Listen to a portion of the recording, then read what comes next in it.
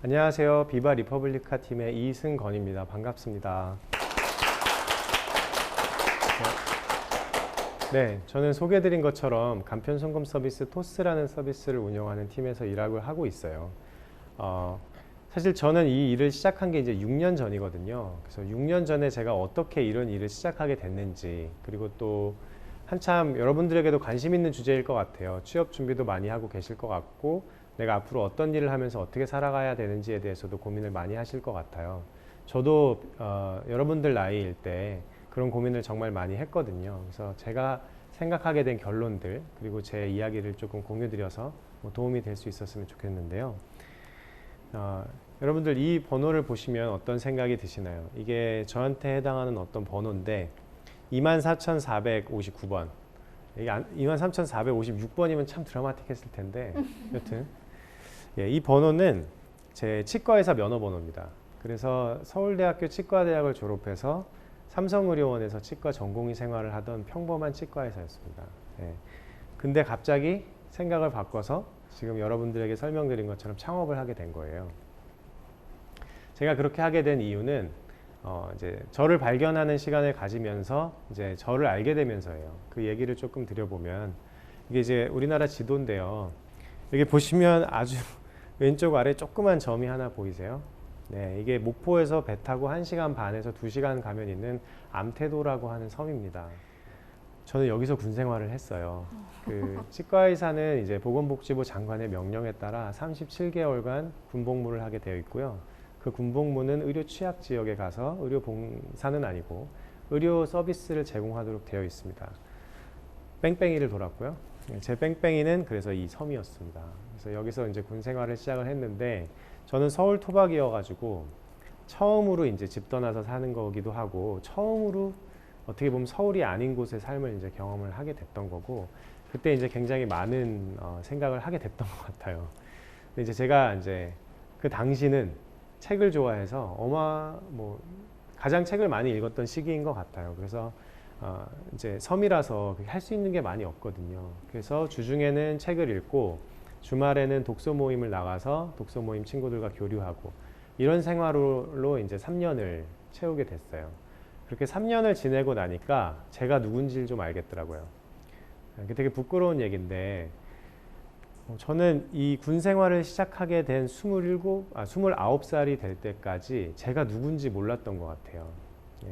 내가 뭘 좋아하는 사람이고 뭘 싫어하는 사람이고 어떤 거를 원하고 어떤 사람들이랑 같이 있는 걸 좋아하고 어떤 사람들이랑 같이 있는 걸 싫어하는지 심지어 내가 원하는 게 뭔지를 전혀 모르고 중고등학교 시절, 대학교 시절 다 지냈던 것 같아요.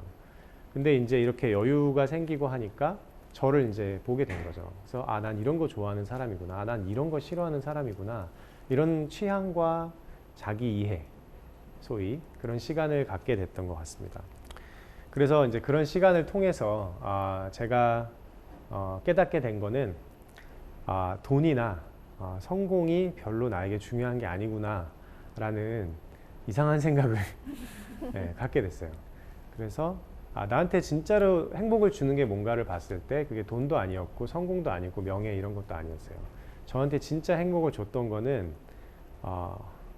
좀 범생이 같은 생각인데 이 세계를 더 나은 곳으로 만들 때 행복해지더라고요. 제가 아까 삼성의료원 전공의 생활을 한다고 했었는데 사실 그때 이제 뭔가 채워지지 않는 기분이 있어서 그만두고 나와서 제가 일을 했던 곳이 이제 장애인 치과병원입니다. 우리나라 최초의 이제 민간 장애인 치과병원에서 제가 일을 하게 됐는데 굉장히 보람됐어요.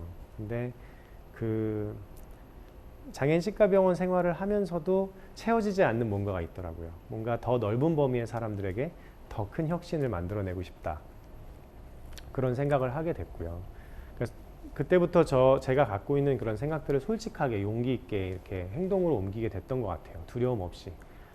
거지가 돼도 된다. 해보자. 그래서 저는 이제 이 군 생활을 통해서 확실하게 깨닫게 된 게 나는 이 세계를 더 나은 곳으로 만드는 일만이 나를 행복하게 할 수 있구나.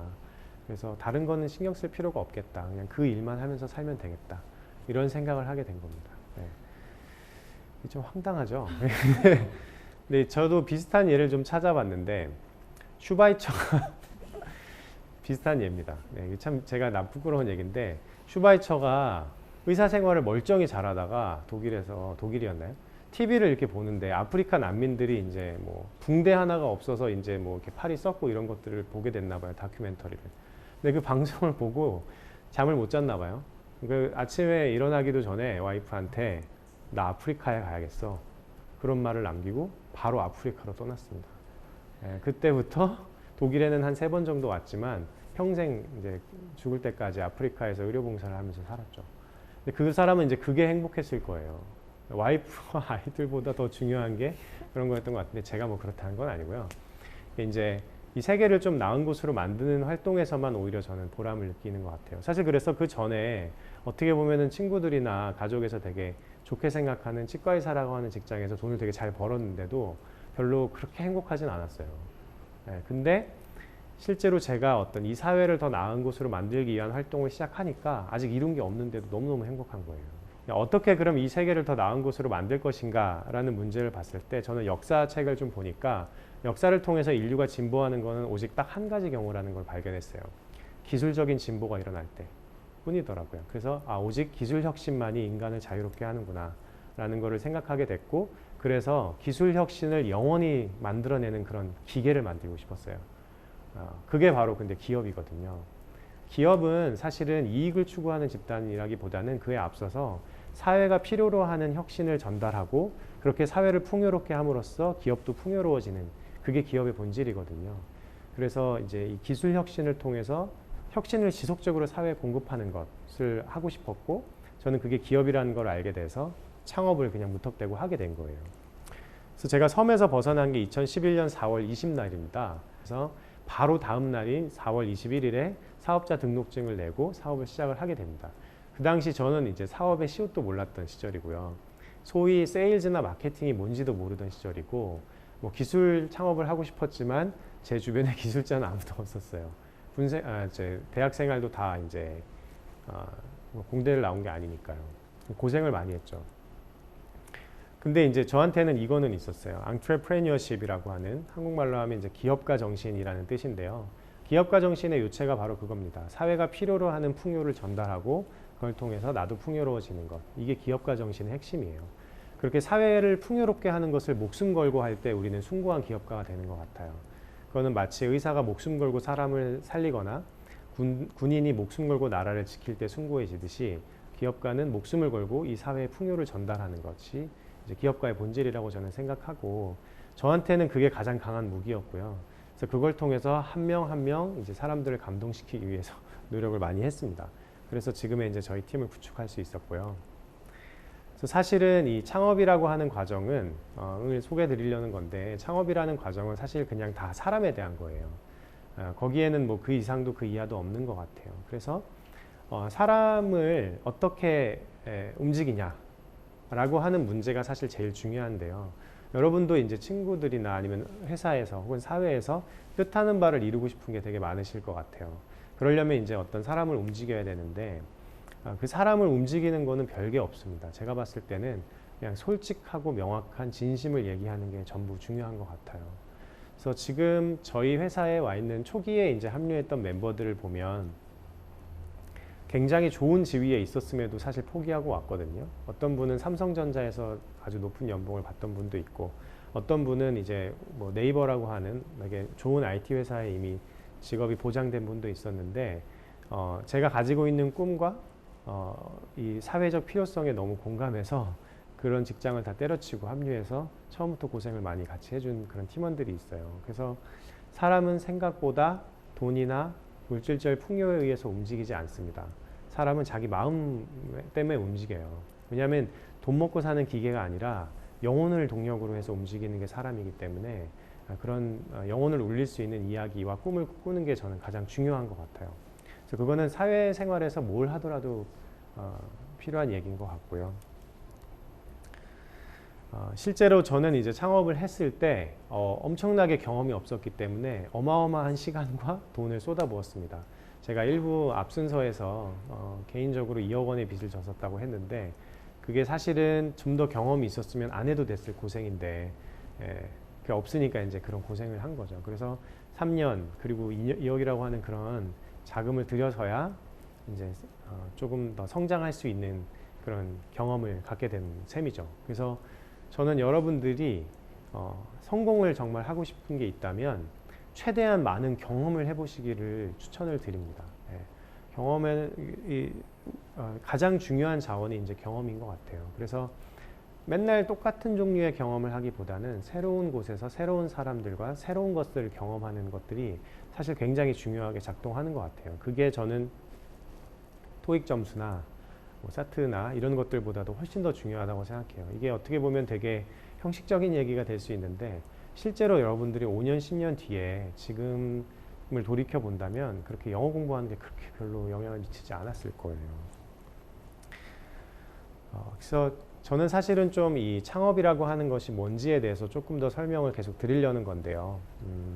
실제로 창업가에게 기대되는 덕목은 이런 10가지 정도로 분류할 수 있습니다.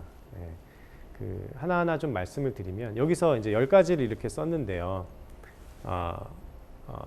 첫 번째는 도덕성이라고 할 수 있을 거고요.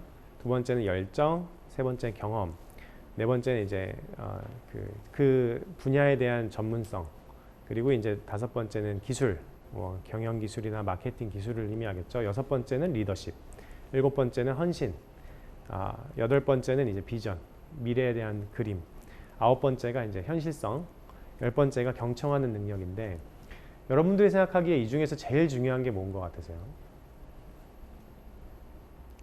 어렵죠? 네.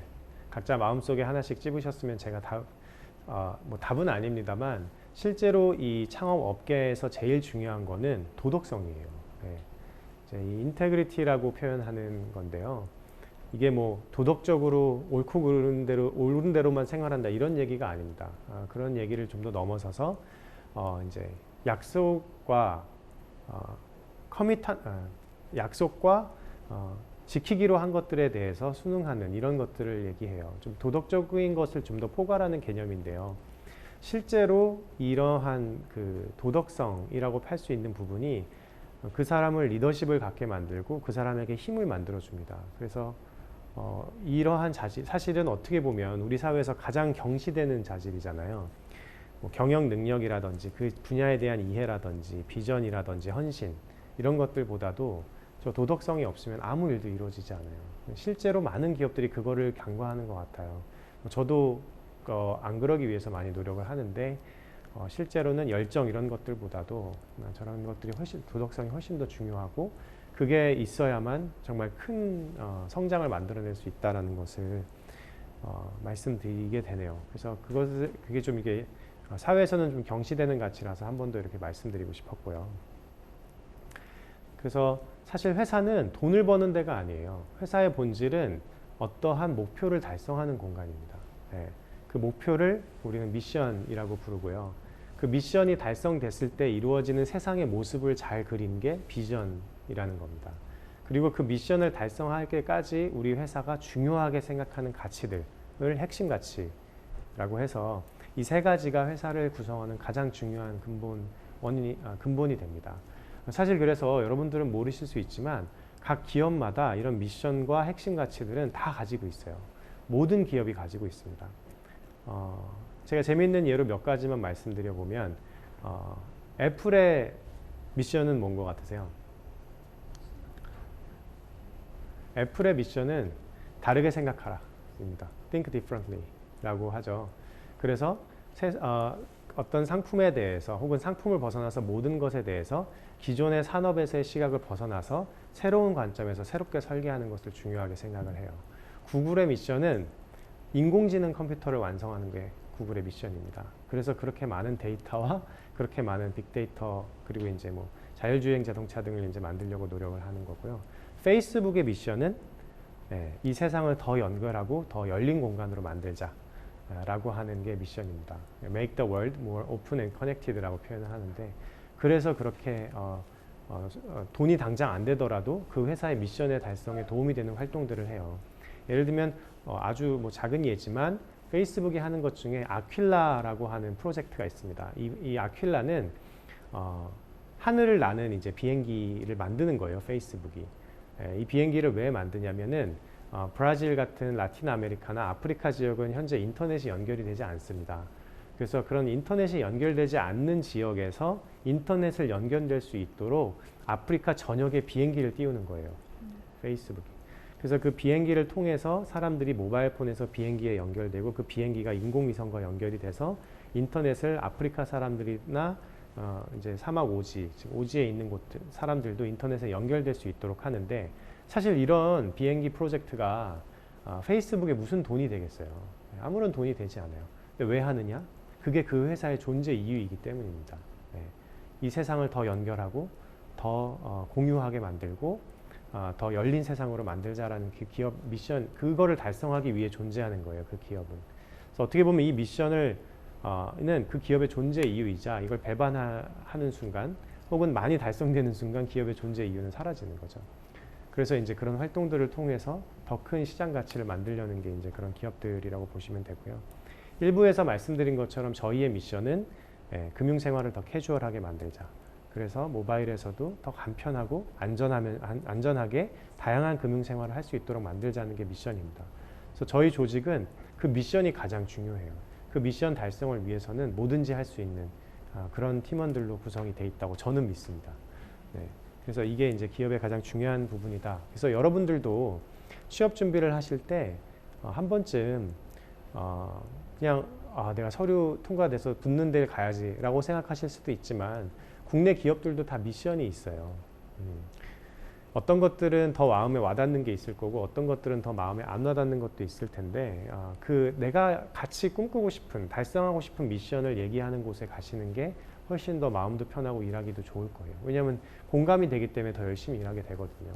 일이 그냥 나에게 월급만 주는 어떤 일이 아니라 정말 그 일을 통해서 내가 이 사회의 가치를 전달하는 게 개인에게도 중요한, 그럼 되게 훨씬 행복하거든요. 그래서 여러분들이 행복하려면 여러분들이 하고 싶은 일을 해야 됩니다. 여러분들이 하고 싶은 일을 하려면 하고 싶은 일을 미션으로 갖고 있는 기업을 가야죠.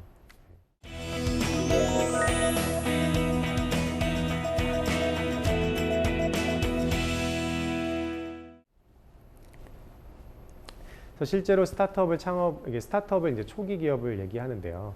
초기 기업과는 좀 다르지만 스타트업이라는 것을 시작을 하게 되면은 대부분의 기업들이 이런 험난한 중로를 가게 됩니다. 먼저 스타트업을 딱 창업을 하면은 언론에서 엄청 주목해줘요. 네, 그래서 이렇게 인기가 팍 치솟습니다. 예를 들면 저 같은 경우는 치과의사가 창업을 했대. 기사가 몇 번 났겠죠? 네, 기사가 많이 났습니다. 조금만 지나면 한 달도 안 돼서 인기가 확 떨어집니다. 이게 이제 슬픔의 계곡인데 네, 이게 어떤 기업은 한두 달일 수도 있고요. 어떤 기업은 7, 8년도 갑니다. 네. 네, 저희는 여기에 이제 오래 있었고요. 그래서 이 기간 동안 그 팀이 사회적으로 정말 유의미한 가치가 있는 것들을 만들어내고 실험하고 찾는 과정을 거치게 됩니다. 이 기간이 너무 길면은 돈을 다 쓰기 전에 찾지 못해서 망하기도 하고요. 찾기 위해서 많이 싸우고 막 팀원들도 난리 납니다. 이게 아주 전쟁 같은 상황이 벌어지는데, 그래서 그 우리나라 초기 창업 기업의 폐업률을 혹시 아십니까? 네. 그러니까 이 기간에 이제 어느 정도로 많은 기업들이 이제 문을 닫는지를 좀 단적으로 말씀을 드리면, 우리나라 초기 3년 미만 기업의 폐업률은 92%예요. 네, 그러니까 3년 이상 생존하는 기업은 10%가 되지 않습니다. 네, 그래서 보통 이 기간에 무너지는데 주된 이유는 우리 사회가 원치 않는 걸 만들어서입니다. 그러니까 우리 사회가 원하는 게 아니어서. 여러 가지를 만드는데 보통 만들게 되는 것들이 내가 원하는 걸 만듭니다.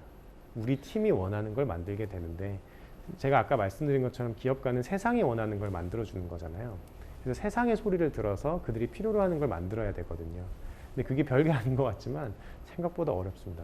그래서 그거를 충분하게 빠른 속도로 달성하지 못하면 보통 그렇게 어려운 길이 있는데, 이제 그런 기간을 지나면은 뭔가 이제 더 잘 안 되고 좀 잘 돼서 되게 기뻤다가 여전히 잘 안 돼서 어떻게 해야 될지 모르다가 뭔가를 딱 발견하면서 폭발적인 성장을 이렇게 하는 경향을 가지게 됩니다.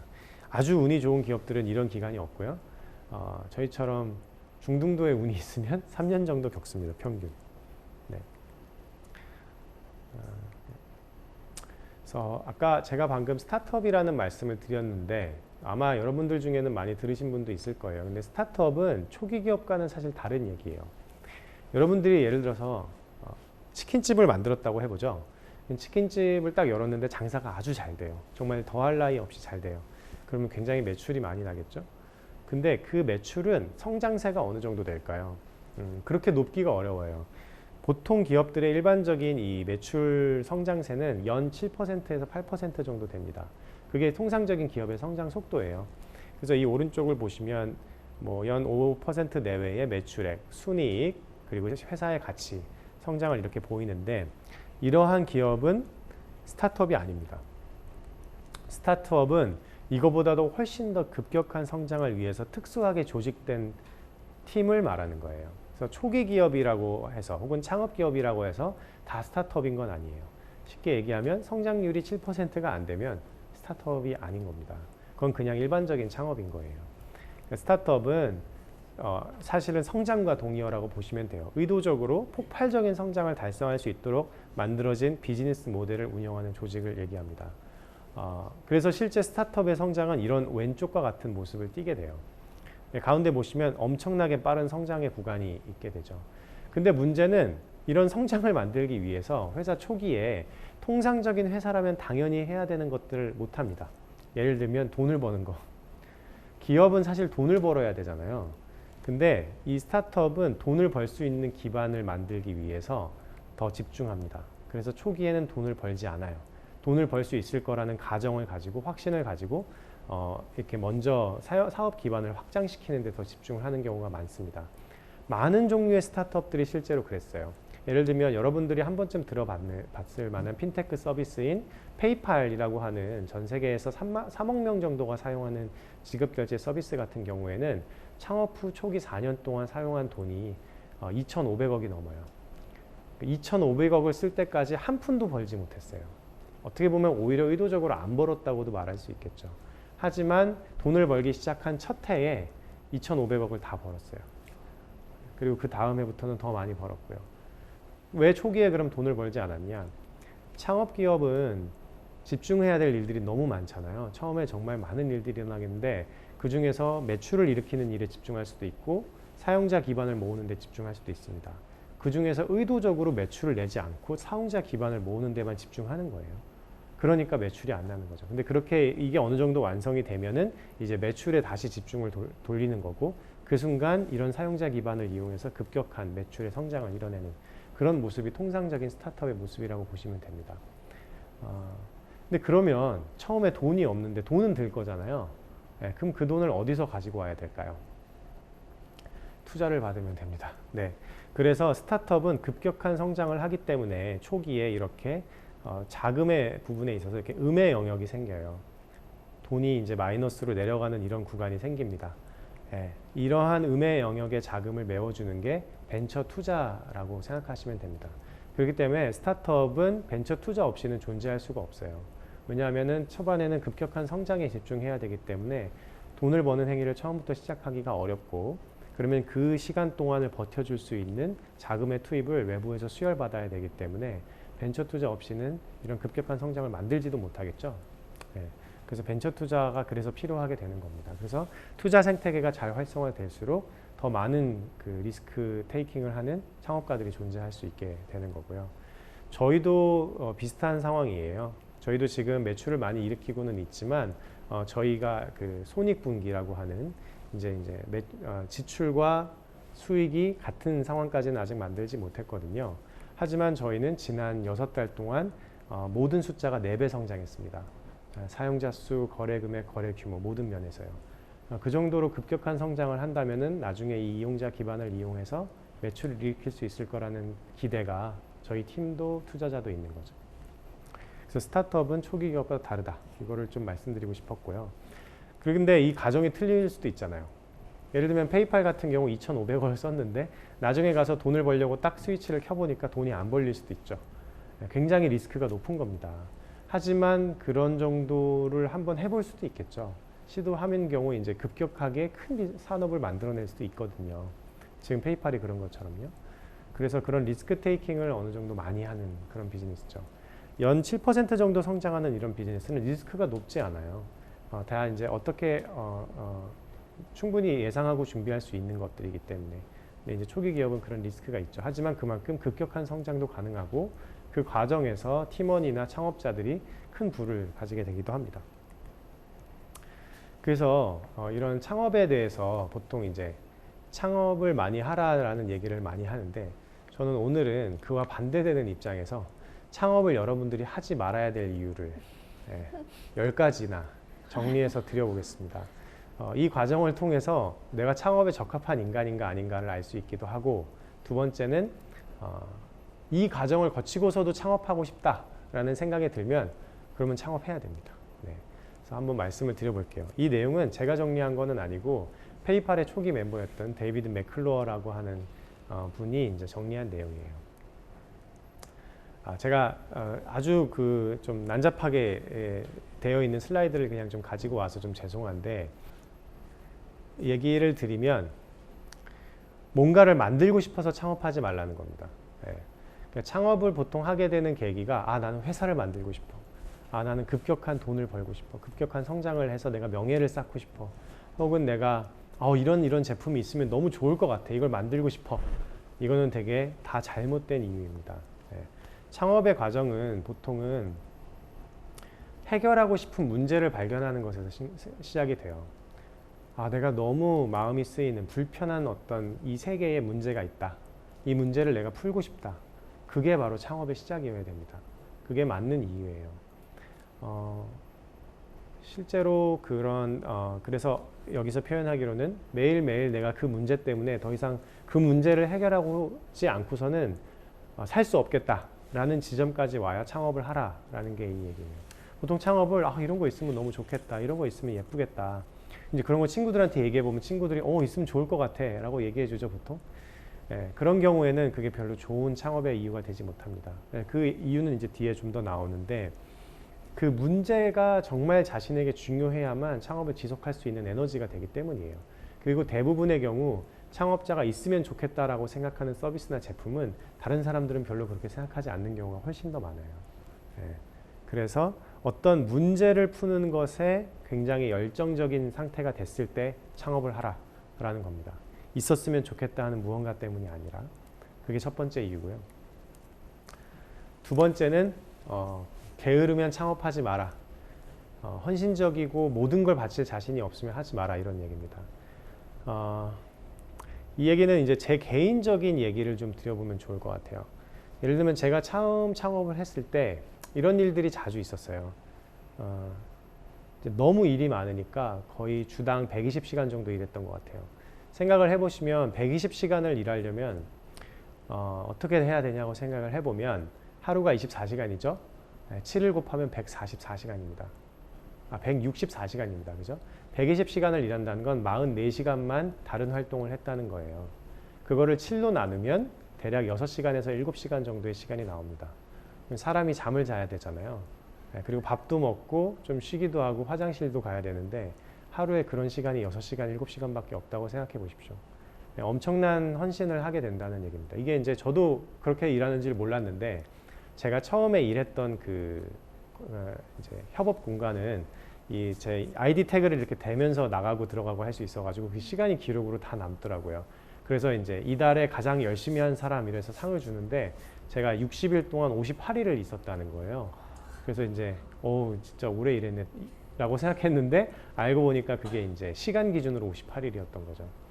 그래서 알게 됐던 건데, 처음 창업을 하면 정말 별의별 일이 다 생겨요. 정말 아주 생각하지도 못하는 인생의 폭풍을 만나게 됩니다. 그래서 하루 종일 그런 문제에 시달리다가 근데 돈은 못 벌고 하루하루 돈은 타가는데 어떡하지, 그런 압박감으로 새벽 2, 3시쯤 집에 돌아갑니다. 집에 돌아가면 만약에 제가 결혼했다면 와이프가 기다리고 있는 거죠. 너 언제까지 이러고 살 거야? 언제까지 이렇게 집안을 버려둘래? 그리고 2시간 정도 더 싸웁니다. 피곤해 죽겠는데 4, 5시에 자겠죠? 다음날 아침 8시에 나가야 돼요. 이런 일들이 매일같이 일어나요. 매일같이. 거짓말이 아닙니다. 창업을 하면 그래요. 그래서 여기서 얘기하는 거는 대기업에서 5년 이상 일했거나 좋은 차를 몰고 싶고 그 좋은 차에 대해서 지금 아직 차 할부금을 내고 있거나 큰 집에서 사는 게 중요하거나 지금 요금 고지서 내는 거에 대해서, 그러니까 비용, 고지서에 돈 내는 거에 대해서 걱정하고 싶지 않거나 아이들에게 이제 잘 자라 우리 아이라고 얘기해주고 싶은 그런 삶을 살고 싶다면 창업하지 마라라고 얘기합니다. 네, 너무 맞는 말입니다. 1의 과장도 없는 얘기예요. 1도 없습니다. 네. 그래서 아내가 예를 들어 사랑이 연애니 스타트업보다 중요하다. 그러면 하지 말아라라고 할 정도로 그러니까 굉장히 무슨 수도승과 같은 수준의 헌신을 요구합니다. 초기 창업 기업은. 그래서 이게 안 될 것 같다. 난 이렇게 못 살 것 같다. 그러면 창업을 아예 안 하길 권해드려요. 세 번째는 사업 계획서를 5장 이상 썼으면 창업하지 말라 이런 얘기가 있습니다. 초기 창업 기업은 뭐가 어떻게 될지 몰라요. 여러분들이 만약에 5장짜리 사업 계획서를 썼다면 일주일 뒤에 그 말이 다 안 맞는 말이 될 가능성이 거의 100%입니다. 매일매일 시장을 배우고 매일매일 고객을 배우면서 매일매일 새로운 것들을 알게 되고 어떤 정보들은 기존에 알았던 전략들을 완전히 뒤엎어야 되는 것들이 매일매일 생겨요. 그런 급변하는 환경에서는 계획을 세우는 것 자체가 우스운 일이에요. 오히려 이제 뭐 스타트업의 이제 정론에서 얘기하는 거는 고객 개발에 더 신경 써라라는 거죠. 당신이 생각하는 서비스나 제품을 사용할 단 한 명의 열광적인 고객이라도 한 명이라도 찾아라. 그게 더 중요한 얘기라고 합니다. 이 부분에 있어서는 저희도 이제 되게 많은 실패담이 있는데 저희 얘기를 조금 드려보면 저희가 처음에 만든 제품은 저희가 만들고 싶은 제품이었어요. 저희가 처음 만든 제품은 저희 팀이 만들고 싶은 제품이었어요. 그래서 만들었습니다. 만들어서 딱 런칭을 했는데 아무도 안 쓰는 거예요. 네. 그래서 어떻게든 쓰게 만들려고 노력하다가 9개월 뒤에 닫았어요. 근데 그 제품을 만들 때까지 들어간 돈은 이미 몇 천만 원 이상이고 수많은 사람의 시간과 사업 계획서 작성들이 다 있었어요. 하지만 아무도 안 쓰니까 그게 다 무의미해졌거든요. 그래서 사실 쓰는 사람 한 명을 찾는 게 훨씬 더 중요해요. 사업 계획 그 자체보다도. 네. 그래서 저희는 이 토스라고 하는 간편 송금 서비스를 처음 만들 때 제품을 만들지 않았어요. 하도 많이 망하니까 짜증이 나가지고 제품이 있다고 뻥을 치고 홈페이지부터 만들었어요. 홈페이지만 만든 거예요. 홈페이지만 6시간 만에 만들어서 딱 올리고 저희 개발자 중에 한 분이 트위터에 올렸습니다. 우리 이런 간편 송금 서비스를 하려고 합니다 라고 뻥을 친 거죠. 어떻게 보면.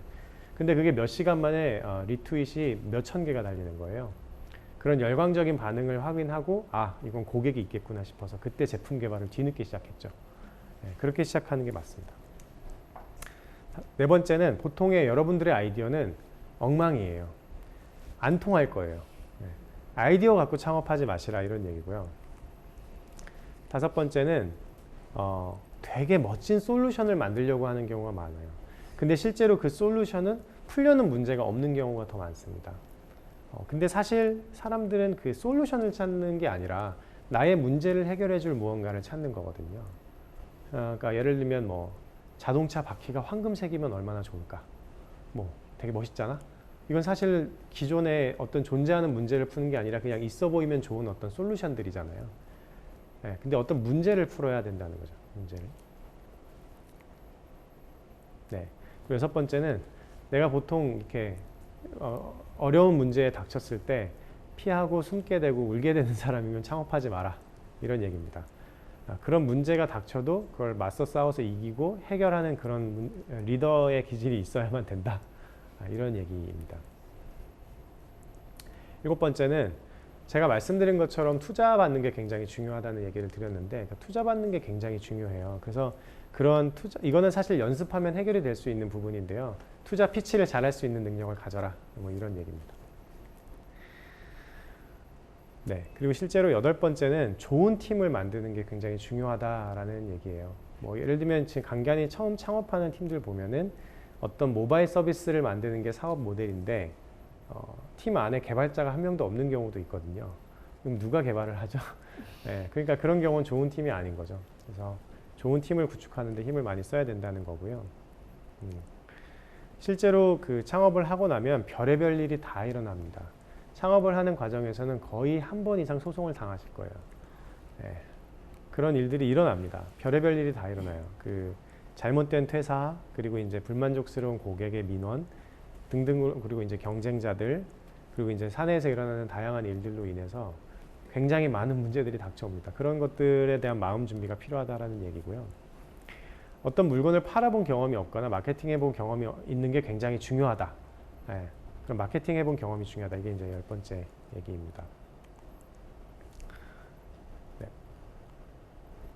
그래서 여기까지가 제가 이제 창업을 하지 말아야 될 이유를 좀 말씀을 드린 건데요. 어떻게 보면은 조금 과격한 얘기였을 수도 있을 것 같은데 실제로 이제 이러한 문제들에 대해서도 내가 잘 할 수 있겠다, 잘 하고 싶다라는 마음이 들면 그때 창업을 하시면 좋을 것 같아요. 실제로 지금은 창업하기에 굉장히 좋은 시기예요. 왜 그런지를 제가 아주 간단하게 짧게 한번 말씀을 드려볼게요.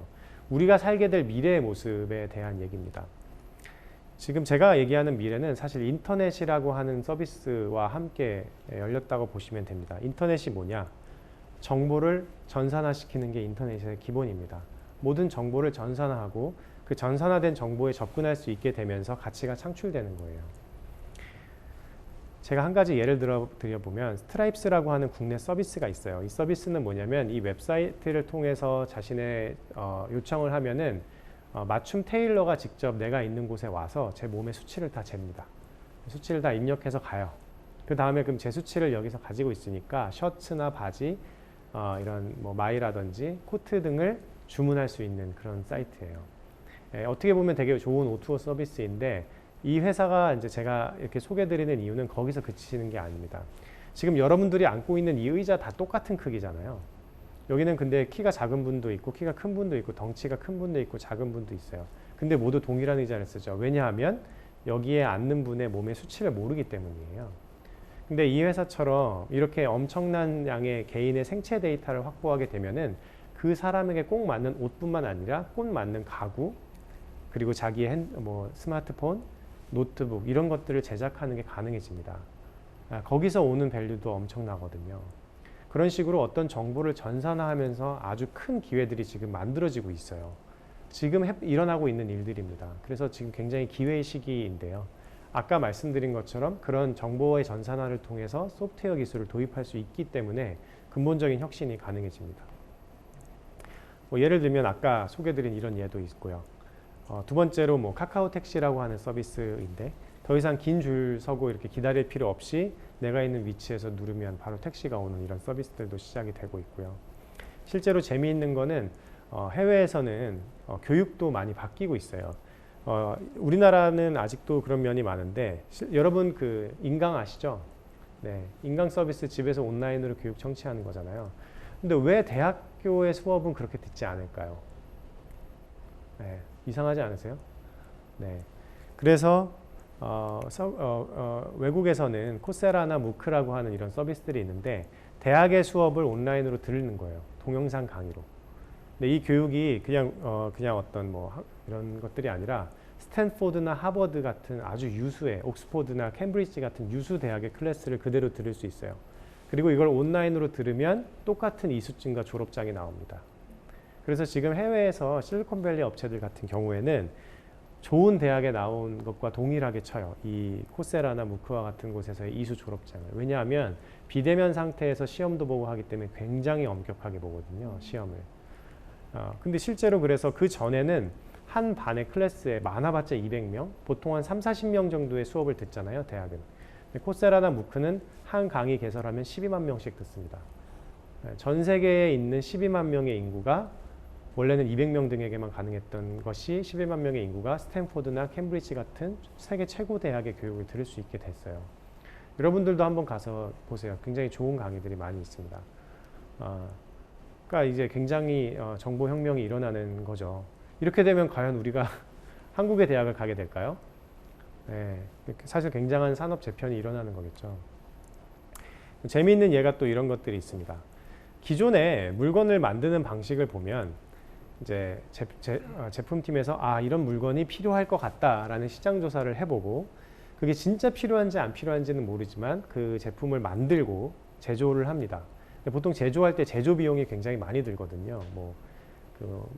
원형을 만든다던가 하는 이유 때문에 그렇게 제품을 만들어서 그걸 마케팅을 해서 사람들에게 알리고 그러면 그 마케팅을 듣게 된 사람 중에서 그 소식을 듣게 된 사람 중에서 그 물건이 필요했던 사람이 물건을 구매하는 게 지금 현재 전 세계에서 우리가 상품을 소비하는 그런 방식인데 소위 크라우드 펀딩이라고 하는 이런 방식은 전혀 다른 방식이에요. 이게 문제가 뭐냐면 제품을 제조하는 과정에서도 이미 이 제품이 될지 안 될지도 모르는데 엄청난 제작비를 투입해야 되고, 제작비를 투입했을 뿐만 아니라 마케팅을 해서 또 알려야 되잖아요. 그래서 마케팅하는 비용이 들고, 근데 그 마케팅이 그 필요한 사람에게 제대로 전달이 안 될 수도 있잖아요. 그 기업의 마케팅 역량에 따라서. 그러면은 정작 필요한 사람이 그 물건을 못 받을 수도 있죠. 제일 큰 문제는 그 제품을 아무도 원하지 않을 때예요. 그러면 엄청난 돈을 들여서 만들었는데 그 제품은 다 버려야 되고 기업은 엄청난 손실을 내게 되죠. 우리는 이제 그렇게 하지 말자는 거예요. 그래서 이 크라우드 소싱은 어떻게 하는 거냐면, 먼저 그 제품에 대한 설명을 합니다. 만들기 전에. 우리가 이런 제품을 이렇게 만들려고 합니다. 라는 걸 올려요. 그러면 이 제품이 만들어졌을 때 구매하고자 하는 사람들이 미리 가서 돈을 내는 거예요. 제품을 만들기 전에.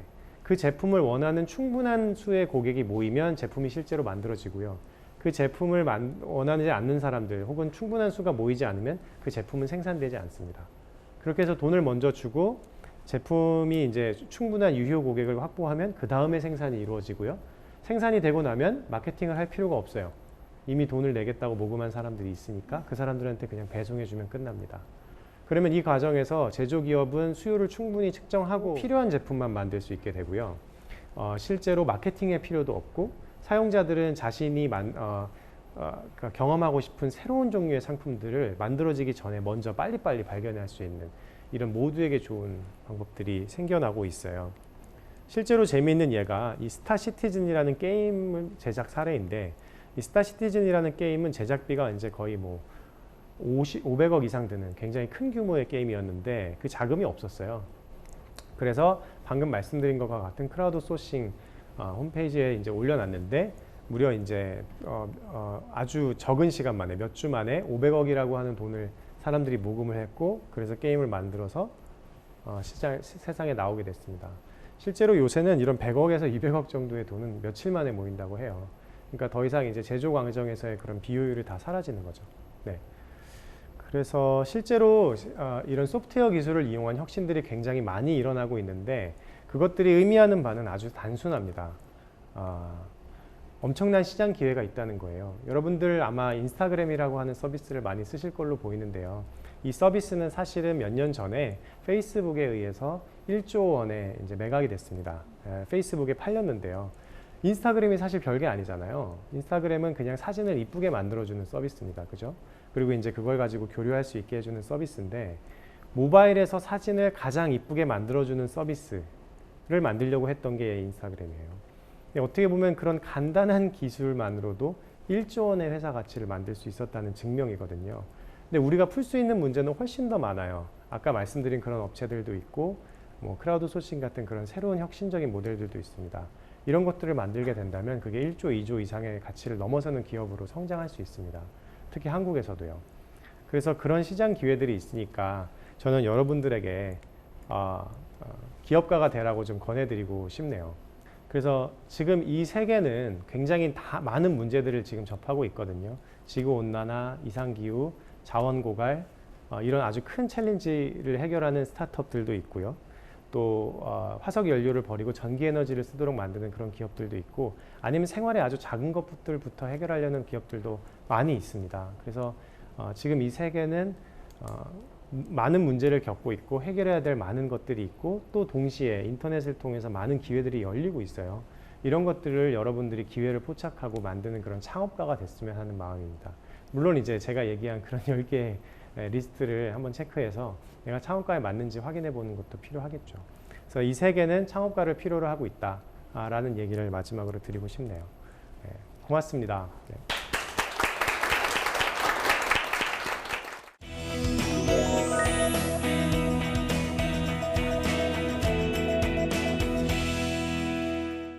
저희가 지금 두 번째 만남인데요. 사실 첫 네. 번째 강연을 들을 때만 해도 치과 의사 하셨는지 정말 몰랐어요. 치과 의사 같나요? 네. 굉장히 신뢰감 있는 네, 이미지이시긴 한데, 고맙습니다. 그래도 굉장히 좋은 직업이잖아요. 포기하실 때 좀 후회가 되진 네. 않으셨는지 궁금해요. 네.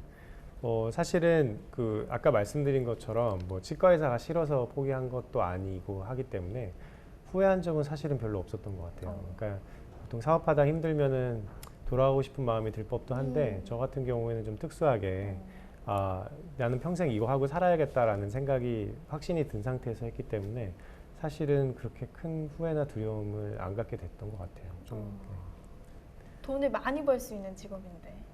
치과 의사요. 네. 네, 글쎄요. 중요하지 않으시군요. 네.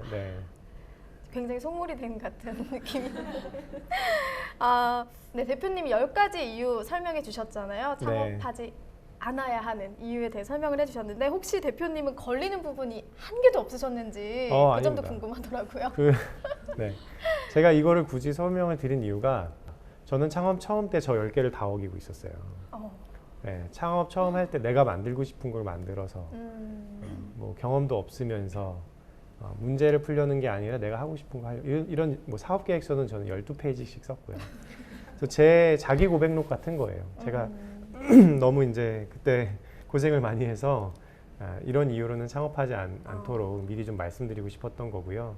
충분한 시간을 들이고 그런 학습을 할 수 있었지만은 나중에 오는 분들은 이제 그런 학습 없이 바로 좋은 선택을 하실 수 있도록 말씀드린 겁니다. 창업을 꿈꾸는 후배들에게 아주 네. 경험의 바탕이 된 조언을 해주셨네요. 스타트업을 또 준비하는 단계가 있을 것 같은데요. 네. 본인이 생각하셨던 거는 일반적인 경우와 좀 다른 것 같기도 하더라고요. 네. 물건을 만들어 놓지 않았는데 만든 것처럼 이렇게 얘기도 네. 하셨다고 오히려 그게 네. 되게 성공적이었잖아요. 네. 좀 스타트업을 준비하는 단계에 대해서 대표님이 생각하시는 네. 과정을 말씀해 주신다면 어떻게 예. 말씀해 주실 수 있을까요? 스타트업을 하는 단계는 딱 2단계입니다. 하나는 풀고 싶은 문제를 찾는 거예요. 네. 그 문제를 찾기 위해서는 다양한 활동이 필요할 수도 있어요. 근데 살면서 항상 만족하지 말고 삐딱하게 문제 제기를 하면서 사는 게 중요합니다. 그러니까 사실은 토스 서비스가 등장하기 전까지는 아무도 인터넷 뱅킹이 그렇게 불편하다는 생각을 하고 있지는 않았거든요. 그렇죠. 근데 한번 토스를 경험하고 나면은 다시 돌아가기에는 너무 불편한 게 있거든요. 그래서 항상 매일 일어나는 이런 활동들에 대해서 좀 삐딱하게 문제의 시선을 갖고 보고 그래서 문제를 찾는 게 제일 중요합니다. 그래서 2번째 단계는 뭐냐면 그 문제를 그냥 해결하는 걸 하는 거예요. 사실 이게 더 어렵습니다. 왜냐하면 저 같은 경우에는 이전에 직장을 포기해야 됐고 커리어를 포기해야 됐었잖아요. 대부분의 경우 그런 문제를 해결하는 과정은 딱 처음 봤을 때는 돈이 안 될 것 같고 어려울 것 같고 친구들이 다 회사 가고 입사하고 잘 나갈 때 나는 이제 그 뒤처지는 느낌도 들고 돈도 못 벌고 친구들이랑 밥값 먹을 때 나눠낼 수도 없을 것 같고 이런 두려움이 쌓이거든요. 우리 모두 갖고 있는 두려움이죠. 그래서 그게 하는 게 제일 어려워요. 그래서 사실은 저는 인생이 그냥 2단계라고 생각해요. 하고 싶은 일을 찾고 그걸 그냥 하는 거. 근데 그 2번째가 훨씬 더 어렵죠. 그래서 창업의 단계는 그냥 그거고요. 하다 보면 그 과정에서 배우고 경험하고 알게 되고 나아가게 되는 것 같습니다. 사실 치과 치대를 나오셨기 때문에 IT 분야와는 전혀 이제 연관성이 없으셨잖아요. 그런데 이제 IT 분야의 전문가들을 같이 동료로 만드셨어요. 이렇게 창업 동료들을 모으게 된 계기도 좀 궁금해요. 쉽지 않았습니다. 쉽지 않아서 처음에는 저희 집에서 시작을 했고요. 저는 같이 일할 수 있는 개발할 수 있는 분을 모시기 위해서 많은 노력을 했는데 당연히 네트워크도 없고 뭐 아는 것도 제가 없고 하다 보니까 누가 저한테 오겠습니까? 그래서 처음 이제 저희 회사에 2번째로 입사한 분을 만날 때까지 9개월이 걸렸어요. 9개월 동안 계속 찾고 묻고 그랬죠. 근데 그 과정이 그렇게 힘들었기도 했지만은 저한테는 굉장히 즐겁고 재밌는 과정이었고요. 그렇게 이제 한 분 한 분 아름아름 소중한 인연을 모아서 지금은 이제 50명 이상 일하는 이런 팀원을 모을 수 있게 됐죠.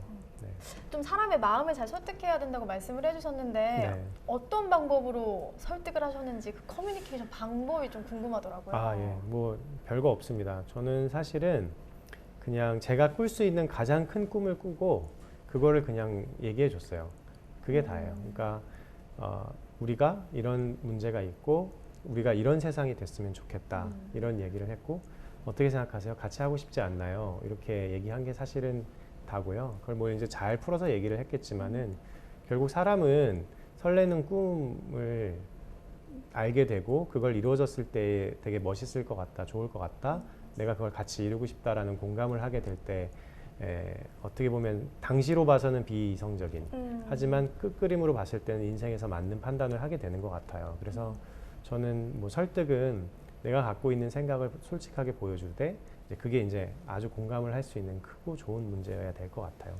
그렇게 했던 것 같습니다. 혹시 아마 이런 커뮤니케이션 방법이 투자를 받으실 때도 좀 같은 비슷한 맞습니다. 방법으로 사용을 하시는지 네, 궁금해요. 그럼요. 사실은 뭐 다 마찬가지인 것 같아요. 같은 꿈을 꾸고 같은 문제를 해결하려고 하는 동료를 모을 때나 혹은 그런 꿈을 꾸기 위해서 투자를 받기 위해서 투자자를 설득할 때나 뭐 아니면 고객들을 설득할 때 고객들에게 이런 세계를 같이 만듭시다라고 얘기할 때부터 모든 게 다 커뮤니케이션인 것 같고요. 그렇죠. 사실 모두 다 저는 동일하게 합니다. 제가 갖고 있는 꿈 그리고 이걸 이뤄낼 수 있다는 현실성을 충분히 보여주려고 노력합니다. 대표님의 꿈에 공감하시는 분들이 함께 하시는 네. 시스템이네요. 네, 맞습니다. 네. 제 꿈만은 아닌 거죠. 그래서. 네. 그렇죠. 핀테크 산업에 대해서 안 여쭤볼 수가 없을 것 같은데요. 사실 핀테크 예전부터 오래전부터 말이 많이 나왔기 때문에 지금도 블루오션 시장이라고 말을 할 수가 있는지 지금 뛰어들면 이미 늦은 거 아닌가 이런 생각도 들었거든요. 네. 그 점은 조금 다른데요. 한국은 사실은 안타깝지만은 해외에 비해서는 시장이 많이 뒤처져 있는 상황이에요. 보통 중국에 비해서는 2, 3년 정도 뒤처져 있고요. 유럽이나 미국에 비해서는 뭐 비슷하게 뒤처져 있습니다. 근데 오히려 역설적으로 그렇다 보니까 한국에서의 핀테크 시장은 이제 시작하는 초기 시장이에요. 그래서 오히려 지금이 진입하기에 가장 적기인 것 같습니다. 그럼 지금 발전 가능성이 굉장히 무궁무진한 사업이네요. 네, 저희는 그렇게 생각합니다. 대표님이 지금 운영하고 계시는 비바 리퍼블리카의 전망, 앞으로의 방향에 대해서 또 여쭤보고 싶어요. 네. 저희는 일부 순서에서 간단히 말씀드렸듯이 결국 이제 소비자들이 모바일에서 최고의 금융 서비스를 경험할 수 있도록 고객들이 더 진정한 가치를 느끼고 더 큰 가치를 느낄 수 있도록 하는데 모든 에너지를 집중할 것 같고요. 저희는 그 과정에서 자연스럽게 수익도 생길 수 있을 거라고 믿고 있습니다. 그래서 저희한테 중요한 거는 최고의 고객 경험을 주는 것, 그리고 우리 팀원들이 그거를 더 열심히 추구하도록 만드는 것, 그 두 가지를 계속 하게 될 것 같습니다. 네, 이제 마지막 질문 드려야 될 것 같은데요. 청산뉴스 공식 방명록을 남겨주고 가셔야 해요. 네, 청춘들에게 마지막으로 한마디 남겨주신다면 어떤 말씀 전하고 싶으세요? 제가 오늘 그 강연을 통해서 이미 말씀을 드렸지만 자기가 좋아하는 게 뭔지를 찾는 시간을 좀 꼭 가졌으면 좋겠어요. 저는 이제 개인적으로 그거를 너무 늦게 알게 됐던 것 같기도 하고요. 더 늦기 전에 내가 진짜 뭐 좋아하는 사람이고 뭘 하고 싶은지를 찾는데 충분한 시간을 좀 더 썼으면 하는 마음입니다. 네, 오늘 말씀 감사합니다. 고맙습니다. 핀테크 혁신은요, 기존 틀에 짜맞출 수 없는 새로운 변화임은 분명합니다. 그리고 새로운 시도에는 항상 두려움이 따르기 마련인데요. 아마 지금 새로움에 도전하고 계신 분들도 많으실 것 같아요. 설레는 따르라고 있는 것이 아니라 만들어 보라고 있는 것이라는 생각을 가지시고 새로운 것에 도전하는 마음 잃지 않으셨으면 좋겠습니다. 멈춰있던 마음과 생각이 흐르는 시간 청산뉴스 오늘 강의는 여기서 마치겠습니다. 고맙습니다.